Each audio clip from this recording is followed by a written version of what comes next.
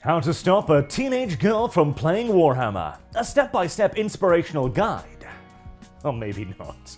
See, the thing is, I've read this article before about, 10 years ago now, although that one did have a more strident title, as the culture wars were still in their infancy and you required a bit more spice to truly get noticed, as that one's title was Tabletop Gaming Has a White Male Terrorist Problem. But the gist was exactly the same. Woman steps into Games Workshop store and the employees and everyone in there turns immediately and laser locks their eyes onto her with stares of disgust and go, female. Which is the natural reaction, of course. And then they're bullied out of the store swiftly thereafter, which of course causes them enormous trauma, and they don't visit the store for ages ever again. Obviously. Now, this might lead me to, call bullshit on some of this, but that was the old me. The new me has become far more accepting of this, because this is of course in response to the Femme Stories controversy, or Zinch Stories, let's be honest here, where GW is rejecting their old, evil, sexist fans, supposedly, and they're wanting to replace them with the people who write articles like this. So, what exactly is these new customers, these new favored clientele of GW's impression of Games Workshop? Let's see. A journey with wargames in 2 visits to the Warhammer store. Being a woman who plays Warhammer can suck. This isn't new, of course. Of course not. See, ever since the first woman stepped foot into the Games Workshop store, it's just been hell from the very beginning. They weren't allowed to play games, they certainly weren't imbued with intrinsically greater value than the men in the store, for the simple fact that they were a female in an overwhelmingly male-dominated space, and thus more precious than goddamn black diamonds or anything. Of course not, natürlich nicht. Oh, ignore the second part of this incredibly ancient meme, by the way, that started mocking this nonsense in 10 odd years ago. Ignore that part. Just read that part. That's what we're looking at here. At least as a woman playing video games, you can mostly cross enemy lines without a hitch, even if you play multiplayer. After all, disguising your gender can be as simple as turning off your microphone and resisting the deep-seated urge to play a healer. Playing in person, often a prerequisite for wargames and the best tabletop RPGs, can throw a real spanner in the works. What you share of yourself is no longer your gamertag or your avatar, it is your face, your body, your voice, each an element carrying with it its own cultural baggage. God, I will admit, this sounds a lot more complicated than back in the good old days. The greatest barrier for me to get into a GW store were the steps. After that, I didn't really think about my cultural baggage much on anything like that. And I believe this is an Irish woman, as the first visit was to Dublin. I guess the good old-fashioned deep-seated hatred of the Irish is still fresh in everyone's mind in England. Or again, it probably has the cultural baggage of being a woman, because, ever since the Sisters of Battle were introduced in 1997, GW and the entire fandom has just really genuinely hated women. Yeah, no, that's why this is one of the oldest factions around. Details, right? And, of course, as we see on Twitter here, they let women into this hobby. Oh, terrible, as everyone right now is also angry over the female custodies thing, not because GW lied about it or actively attempted to gaslight their audience or change the law. No, it's because they're letting women in, of course. I haven't actually seen a single person arguing that other than the leftists, but details, reality has precious little to do with this regardless. When you pick up tabletop games, you're often looking for a little more than just someone to play with, you're looking for a community. Well, there's a problematic word, but let's skip over that one. As heated discourse around the place of women in Warhammer 40k's canon surges on, it's a stinging reminder that finding that community is not always so easy if you're not a dude. Again, it's very difficult to find female representation in 40k. It's a very new concept, you see, and not at all about, 2 decades old or something? Again, only this. None of this. None of this context nonsense. It's silly. As a 15-year-old girl with a ferocious desire to play tabletop RPGs and a friend group who couldn't be less interested in the idea, chat up literally any boy in your school, I struggled to organically tap into the tabletop hobby. My first contact with wargames happened on the suggestion of a teacher of mine. Apparently her son, a fellow D&D nerd, there's your entry point, wandered into the Warhammer store after the Age of Sigmar launch drew him like a moth to a fantasy flame. Cue the friendly sale assistants in initiating him to the wonderful worlds of Warhammer. Well, Age of Sigmar isn't Warhammer, but I need to stop nitpicking. I am here to listen and understand the point of view.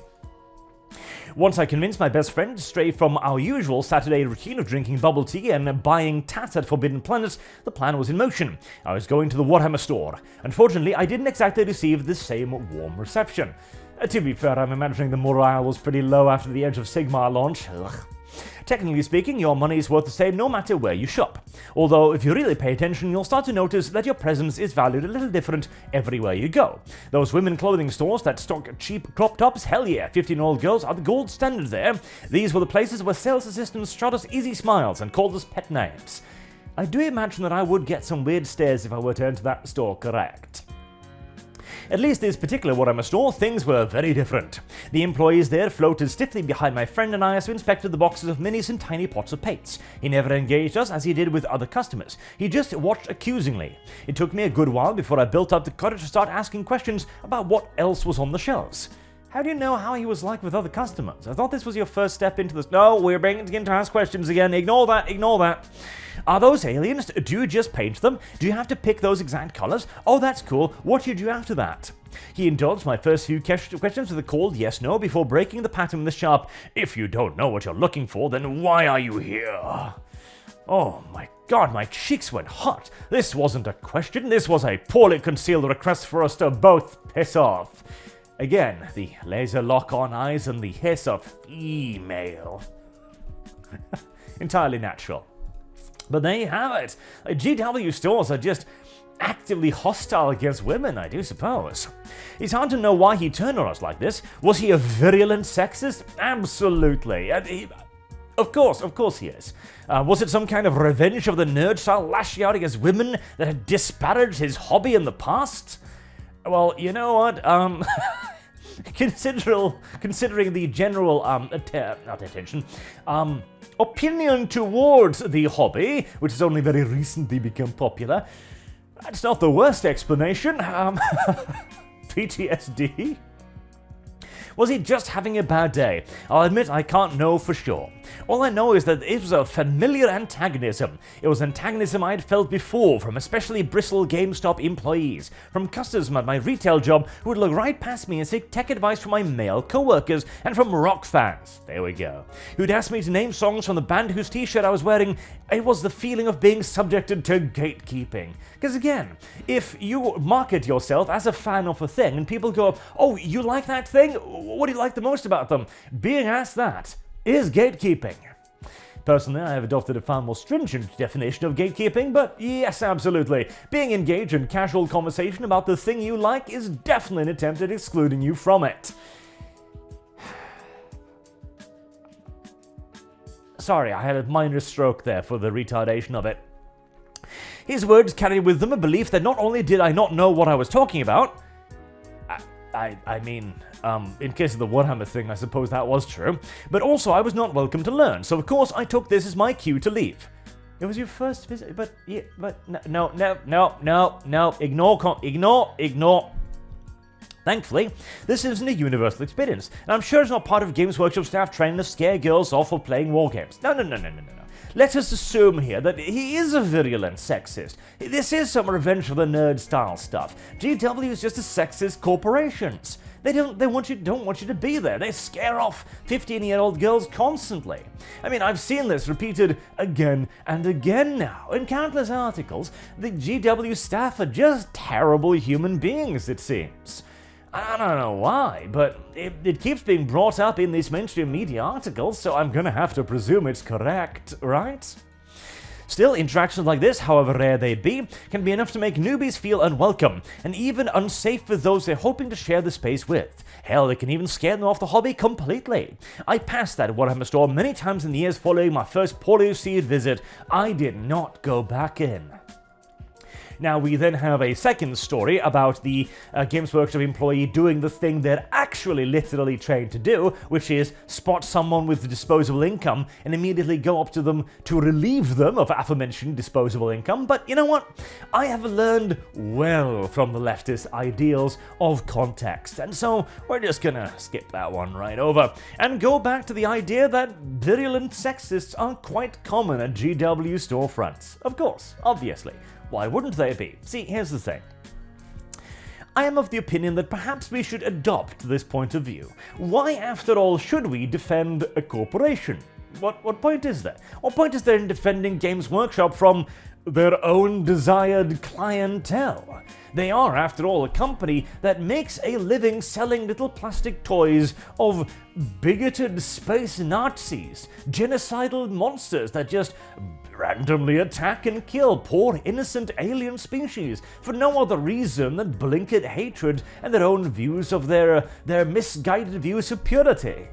That is, incidentally, Games Workshop's official position on the matter, that is just what, the Imperium of Man does. It is bigoted and xenophobic, attacking others for their own blinkered sense of purity. What's my position to defend them from their own statements? From their preferred audience? No. GW is a sexist corporation? Why not? Why should GW not be a sexist corporation? After all, if at the end of the day, the only thing that remains to protect of 40k is what came before it, then why should GW receive any sort of special attention whatsoever? After all, you can simply just reject the part that obviously don't belong in 40k and gatekeep the hobby as a, what was the word they mentioned here, as a community? Why not create that community instead? Games Workshop does not need to be your community. Games Workshop is over. In the same way that fans of Star Wars have rejected Disney, in the exact same way as fans of comics have rejected Marvel, perhaps it is finally time for 40k fans to reject Games Workshop and leave them to the gentle mercies of their preferred audience. Just like we did with Marvel, and just like we did with Star Wars. They'll come around. It'll just take a little period of starvation, after all. So yeah, GW, sexist corporation, evil, fascist, and xenophobic. When GW tells you that's what their setting is about, start believing them. Until next time, I've been Arch, thank you all very much for watching, and I do hope to see you all again soon. Have a good day.